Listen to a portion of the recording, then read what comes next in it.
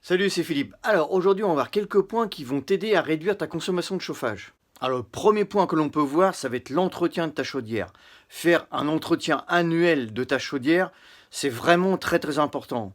Donc l'entretien, ce qui veut dire aussi réglage, un bon réglage pour avoir au niveau de ton brûleur, au niveau de ta ventouse, voilà. Donc quelque chose vraiment qui tienne la route pour vraiment faire une bonne économie sur ta consommation. Ensuite, vraiment si ta chaudière est très, très vieille, si tu as un petit peu d'argent, c'est de la changer en fait. Prendre, une chaudière dernière génération qui vont avoir vraiment un rendement optimum pour vraiment faire des économies. Alors le deuxième point que l'on peut retenir, ça va être au niveau de la chauffe de tes radiateurs. Un radiateur bien dimensionné va être 100 fois meilleur, avoir 100 fois plus de rendement qu'un radiateur sous-dimensionné. Pourquoi? Parce qu'en fait, quand tu as un radiateur sous-dimensionné, ta pièce ne chauffe moins que si tu avais forcément un radiateur adéquat pour ta pièce. Donc du coup, lui, il va être bouillant et en fait ta pièce va pas du tout chauffer ou très peu. Voilà. Donc très très important, surdimensionné, il n'y a pas de souci. Bon, faut pas non plus qu'il double au niveau des watts, mais un petit peu plus fort, il n'y a pas de souci. Par contre, sous-dimensionné, voilà, ça va te faire consommer. Ça c'est clair, ta chaudière va tourner et ça va te faire consommer. Alors le troisième point que l'on peut voir, ça va être une bonne régulation de toute ton installation. Alors ça passe par quoi? Ça passe par les têtes thermostatiques, avoir des têtes thermostatiques pratiquement dans toutes les pièces pour pouvoir bien réguler.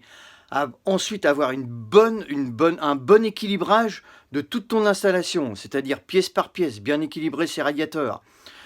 Ensuite, ça passe par le thermostat d'ambiance, avoir un thermostat d'ambiance bien placé, c'est-à-dire pas dans une pièce, par exemple dans un séjour ou une cuisine, ou qui a tendance, à avoir de la chaleur par rapport, par rapport à ce que tu vas faire en cuisine ou par rapport à la pièce de vie. Voilà, avoir un thermostat qui soit placé dans un couloir.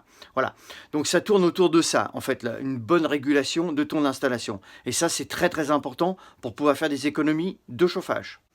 Alors, le quatrième point que l'on peut voir, ça va être l'isolation thermique, c'est-à-dire tout ce qui est isolation par rapport à ta toiture, par rapport à tes combles, par rapport à ton placo, l'isolant placo, tout ce qui va te faire consommer si tu n'isoles pas en fait, hein.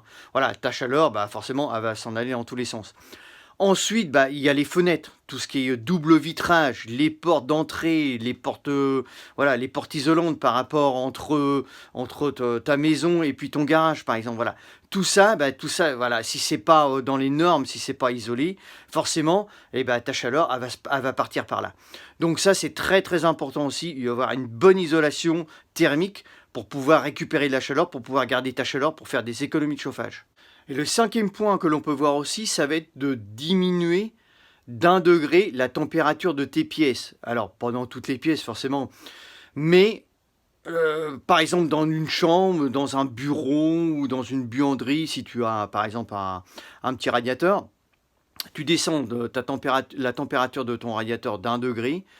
En fait, sur l'ensemble de ton installation, ça peut te faire une économie. Tu peux économiser jusqu'à 10% sur ta facture. C'est quand même intéressant. Donc juste 1 degré va te faire pratiquement descendre de 10% ta facture de chauffage.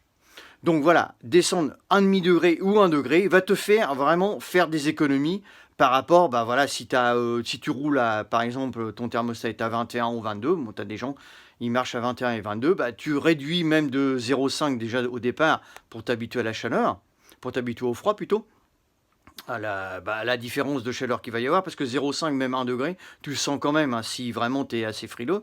Donc t'habituer, puis après tu redescends d'un petit degré, par exemple si tu es à 22, tu descends à 21, et si tu es à 21, tu descends à 20.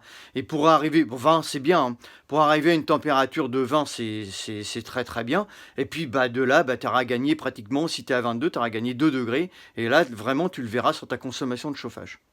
Donc voilà, là, tu as 5 points qui vont vraiment t'aider vraiment quand même à essayer de faire des économies de chauffage. Donc, je te dis pas non plus de faire tout maintenant, comme changer ta chaudière ou redimensionner tes radiateurs. Mais par exemple, le coût des 1 degré, tu vois, de différence, ça peut vraiment t'aider. Ça peut te faciliter vraiment voilà, vraiment t'aider à faire des petites économies de chauffage. Alors là, tu peux faire ça cette année et puis l'année prochaine refaire autre chose. Par exemple, redimensionner tes radiateurs ou changer ta chaudière. Voilà. Après, ce que tu peux faire aussi, c'est une analyse complète de ton installation. Et puis voir voilà, les choses qui ne vont pas pour pouvoir vraiment améliorer. De toute façon, essayer d'améliorer tous les ans pour vraiment essayer au fur et à mesure de vraiment diminuer le coût de ton chauffage. Voilà, c'est important, surtout si tu habites dans le nord comme nous. Nous, voilà, nous on chauffe vraiment 9 mois sur 12, donc voilà, c'est vraiment très très important. Voilà, écoute, j'espère que ça va pouvoir t'éclaircir, ça va pouvoir t'aider. Et puis, écoute, si ça t'a plu, partage cette vidéo. Si tu arrives sur ma chaîne, regarde mes vidéos. Si ça te plaît, abonne-toi. Et puis, moi, je te retrouve sur une prochaine. Je te dis, porte-toi bien. Ciao, ciao.